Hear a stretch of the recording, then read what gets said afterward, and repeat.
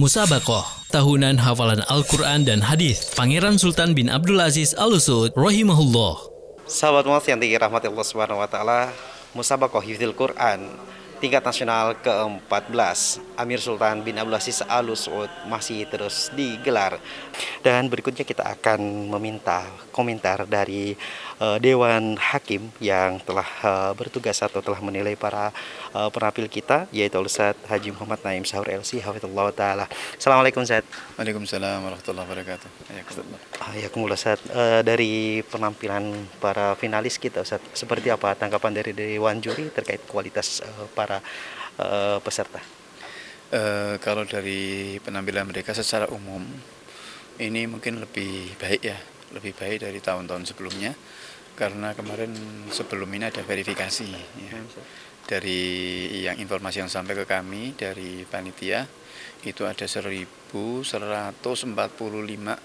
pendaftar dan yang diverifikasi hanya 250. Dan ini nampaknya juga cukup bagus ya, secara umum cukup bagus, khususnya di kategori 30 juz dan 10 juz.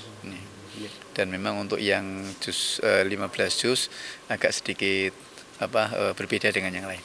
Apa yang membedakan, Ustaz? Saya melihat itu hampir tidak ada yang lolos dari bel peringatan. peringatan ya. Ini yang juz 15 juz ini. 15. Ya.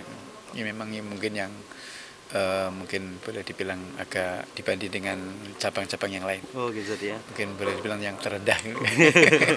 Dari yang kalau kategori yang 30 juz gimana? Kategori 30 juz ini persaingan cukup ketat. Iya. Cuman nampaknya saya melihat juga di final ini sepertinya penampilan mereka lebih bagus ketika di kualifikasi. Ini faktor apa biasanya? Ya kurang paham ya, mungkin karena mungkin sudah kelelahan atau gimana dia? Enggak, mungkin secara psikis ya. Iya, psikis, mungkin karena kan jadinya kan penampilannya kadang-kadang ada inginnya berpenampilan terbaik, tapi malahan jadi sebaliknya. Gitu loh. Jadi dalam jadi istilahnya bacaannya jadi kadang-kadang tidak standar. Terlihat dari ini kadang-kadang kelihatannya mau menonjolkan gitu loh. Tapi sebenarnya dalam hal ini kan nggak perlu menonjolkan suara. Yang penting kan adanya bagus, ini bagus.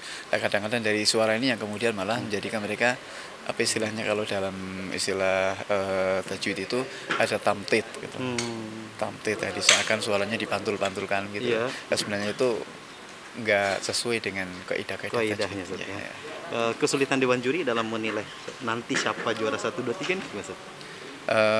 Kalau kesulitannya sih nggak ada kesulitan insya Allah sih, karena semuanya meskipun jedanya itu limit gitu ya, jedanya limit ya, artinya perbedaan nilai itu juga mungkin agak tipis itu. Seperti kemarin kita ambil 5 besar pun juga nilainya limit banget. Masya Allah. Pengumuman sendiri kapan terjadi? Itu hak panitia. Panitia saja. Kami Dewan Juri hanya memberikan nilai saja. Ada pesan atau ada saran yang ingin disampaikan saya kepada para peserta mungkin yang menyaksikan atau mungkin kepada para penghafal-penghafal Al-Quran? Untuk yang pertama kepada para peserta dari seluruh Indonesia ini dan juga yang sudah mendaftar mungkin tahun-tahun yang akan datang bisa lebih persiapan lebih baik, dan terkhusus untuk yang sering tidak diperhatikan itu adalah berkaitan dengan berkaitan dengan itqan ini ya. Itqan ini berkaitan dengan tarqiq tafkhim, ini sering sekali. Kemudian juga waqaf al-ibtida, ini kesalahan-kesalahan paling krusial di hampir semua peserta musabaqah adalah di masalah ini. Di waqaf al-ibtida, tarqiq tafkhim, kemudian juga berkaitan dengan ahkamul huruf ini. Maka juga saya ingatkan untuk lebih dimutqinkan di bab seperti itu, lebih detail. Kemudian juga kepada para penghafal Al-Quran semuanya secara keseluruhan, tentunya ini juga sebagaimana tuntunan Rasulullah SAW untuk kita membaguskan. Namanya membaguskan itu tidak hanya membaguskan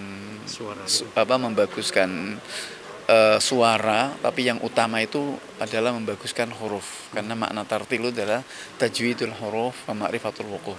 Sebagaimana kata Ali bin Abi Thalib radhiyallahu ta'ala anhu. Maka namun juga suara pun juga bagus. Artinya semakin bagus suaranya, maka juga akan semakin membaguskan bacaannya. Karena kita lihat dari para salaful ummah radhiyallahu ta'ala anhum jami'an pun juga kita lihat Rasulullah pun juga mempertimbangkan berkaitan masalah suara. Beliau memuji kepada Abu Musa al-Asy'ari yang suaranya bagus. Kemudian juga beliau memilih juga masa Umar bin Khattab, beliau memilih Ubay bin Ka'ab sebagai imam. Ini tentunya adalah yang paling padahal penghafal Quran banyak. Ya, maka tentunya juga suara juga tetap menjadi pertimbangan gitu ya.